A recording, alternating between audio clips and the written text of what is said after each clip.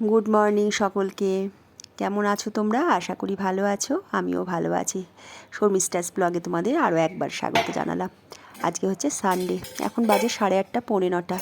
তোমাদের দাদা বাড়িতে নেই বলতে আজকে মার্কেটে যায়নি, আজকে অফিসের পিকনিক আছে, তাই সেখানে চলে গেছে।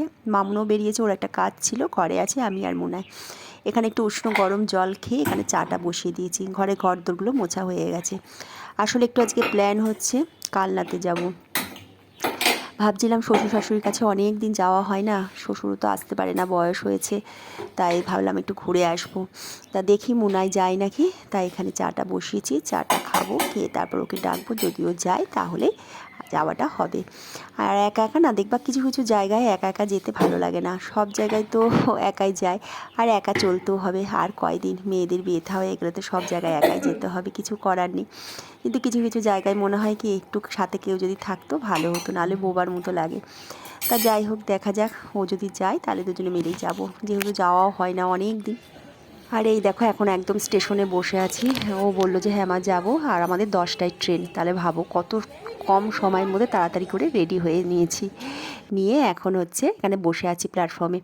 আর খাবার যেহেতু করতে পারিনি, ওখান থেকে গরম গরম পরোটা আর তরকারি কিনে নিয়েছিলাম, প্ল্যাটফর্মে বসেই খেয়ে নিয়েছিলাম।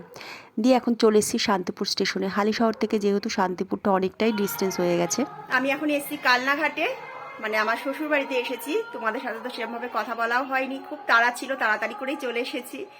আর হচ্ছে এই যে এখানে এসেছি, শাশুড়ি মা রান্না করছে, রান্না হয়েও গেছে। আর এখানে পৌষকালী পুজো হয় খুব বড় করে, তবে দেখবো না, সময় খুব শর্ট আছে, এই একটু আগে এসে পৌঁছালাম। চলো ভিডিওটা দেখতে থাকো। আর এটা হচ্ছে আমার এক দেওরের ঘর, এই পাশের ঘরটা দেওর থাকে, আর এই পাশটা হচ্ছে আমার শ্বশুর শাশুড়ি থাকে এই পাশের ঘরে।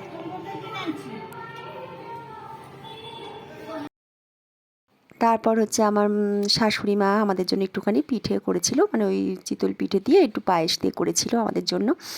তা সেটাই খাচ্ছিলাম, বললো একটু খাও, একটু পরে আবার ভাত খেয়েও। এই গল্প টল্প করছিলাম, সব কিছু তো আর ক্যামেরাবন্দি করা যায় না, গল্প করতে গেলে আর হয় না।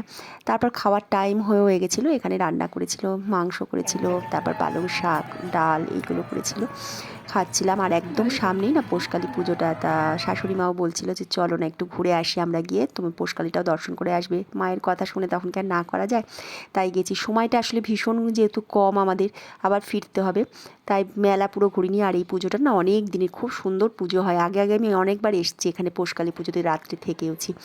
এই করতে গিয়ে না আমাদের ট্রেনটা আমরা মিস করেছি, আমাদের বিকেল 5টায় ট্রেন ছিল, সেই ট্রেনটা আর পাইনি। এখানে এরপর ট্রেন হচ্ছে সেই সন্ধে 6:30, তাহলে ভাবো 1.5 ঘন্টা আমাদের বসে থাকতে হবে।